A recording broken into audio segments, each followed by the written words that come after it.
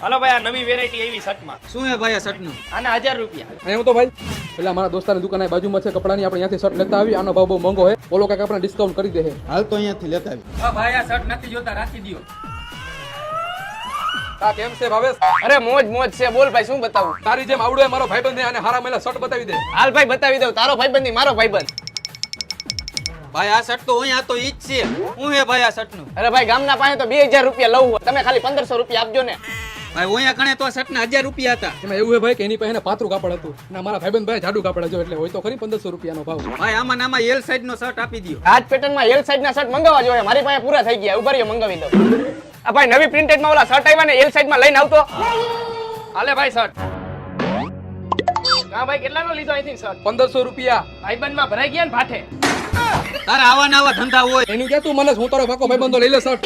આલ્યો ભાઈ.